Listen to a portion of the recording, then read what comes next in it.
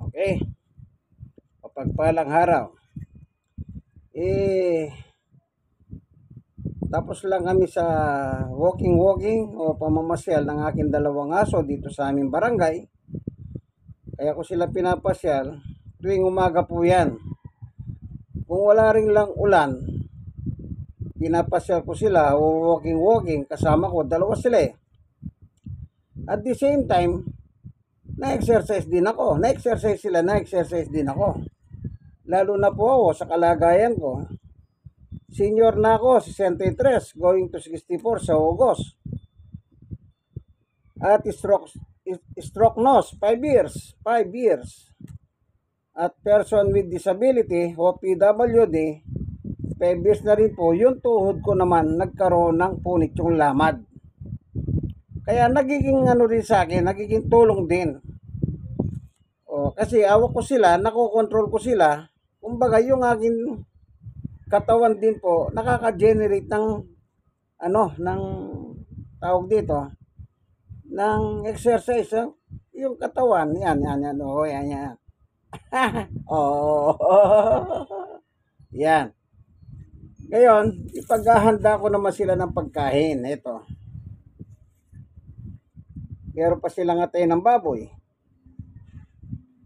atay ng manok at balon-balonan ng manok. Itong tatlong ito, pagsasamahin ko yan. Dahil dalawa sila, so bibigyan ko sila ng tagis sa lalagyan.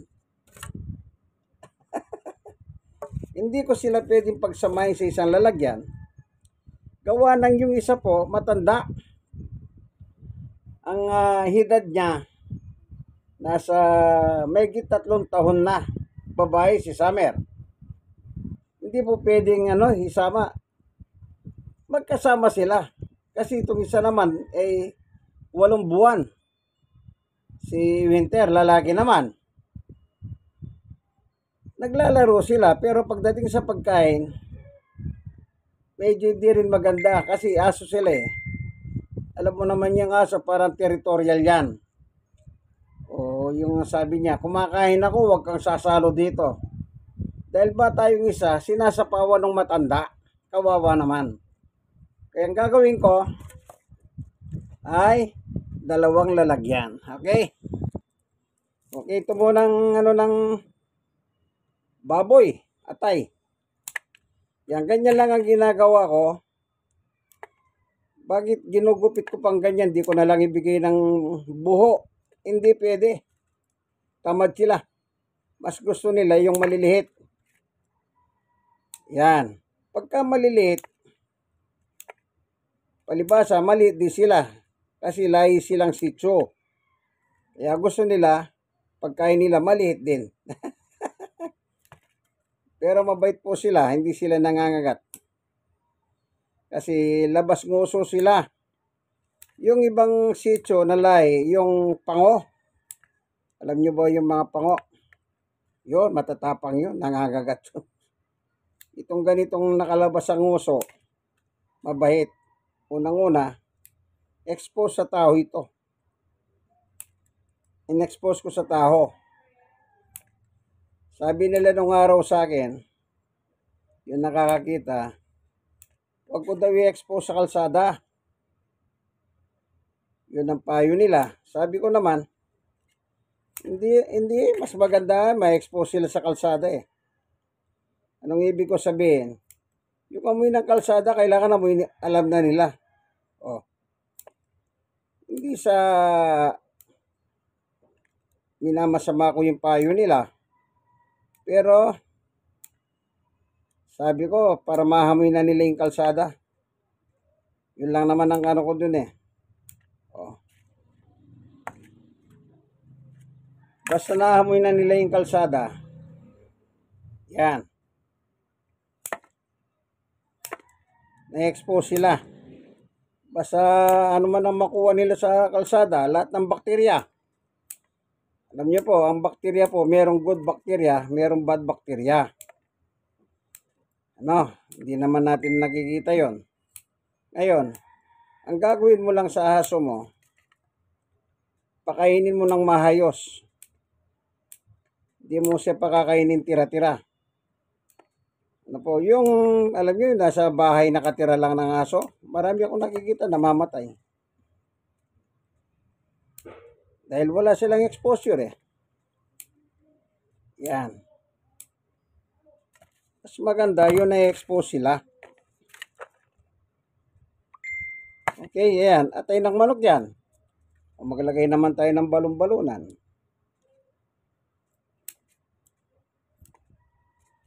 Po.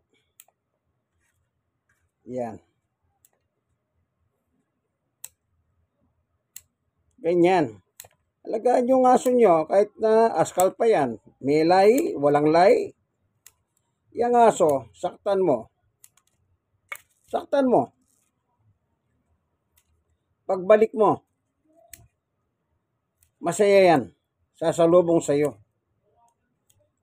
Ganyan ang nature ng aso. Kaya tandaan nyo po, kung mag-aalaga kayong aso, tiyakin ninyo kaya nyong mag-alaga. Eh kung hindi nyo kaya, di wag na lang kayong mag-alaga. Kesa naman ang aso pong mahirapan sa inyo. Yung iba nag-aalaga, sabi ang ganda. Hindi naman nila kaya sustentuhan ng pagkain. Kahit mga askal yan, ako meron po akong alam. Naawa ko sa aso niya. Mahilig sila mag-alaga ng aso. Pero hindi rin po nila mahal. Kasi mahirap na po ang buhay. Mahirap na nga sila. Di ba ganyan yung nakikita natin na yung mga mahirap nasa kalsada, walang bahay, pero ang aso 4, 5. Isipin nyo po yung ganyan. Maganda yung mag-alaga, pero wala ka na nga bahay, nasa kalsada ka, tapos 5 pa yung aso mo. Isipin nyo po yan. Ako hindi ko sila minano doon.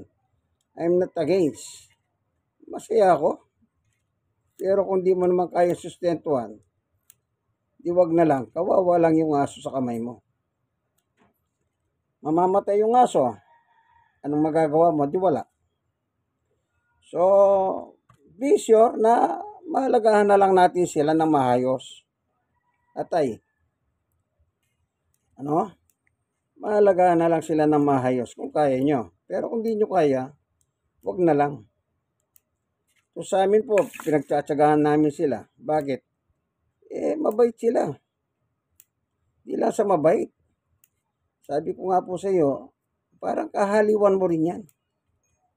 Kagaya namin, ni Sister Baby. Minsan tuwan-tuwa siya sa mga aso eh. Sa dalawa namin sitio. Kita nyo? Yung kaligayahan na naibibigay ng aso. Iba yon sa naibibigay ng tao. Meron mga pamamaraan po yan. Ayan o. Ayan. Yan na po ang kanilang pagkain. Ito, reserba. Bakit ako may reserba? Simple lang. Pag natulog sila mamayang tanghali, paggising nila mamayang hapon, kailangan kakain sila. Okay? Kung muna pagod sila ngayon, anong oras na? 9:00. Pareho silang tulog. Pag nagising yan, maghahanap ng pagkain yan. Pakakainin ko. Pag naubos sila, mamaya naman, matutulog na naman yan. O pagkagising, anong gagawin nila? Maghahanap naman ng pagkain. Kaya itong reserbang ito, na 2 atay, ito isang balon-balon ng manok, atay, isa pang atay, 3, bali 3 piraso ito, yan ang imimerienday nila mamaya sa kanilang panghapon. Ngayon, pagdating ng gabi, depende na lang. Depende. Anong depende? Halimbawa, kumakain kami. Yan. Halimbawa, kumakain kami. May ulam kami. Halimbawa, ulam namin manok. O ulam namin baboy.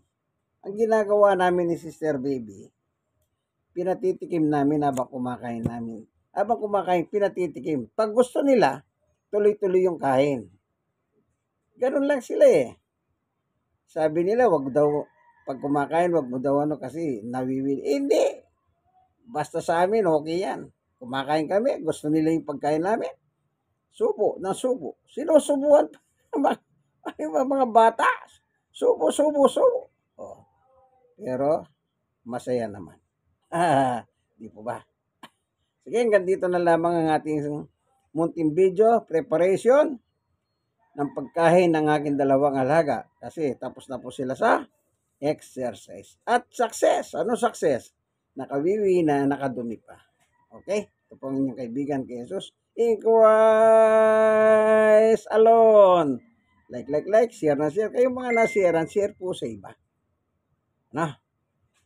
Sige po, nawadat na kayo ng video ito. Nasa maayos na kalagayan. God bless us all. Bye-bye.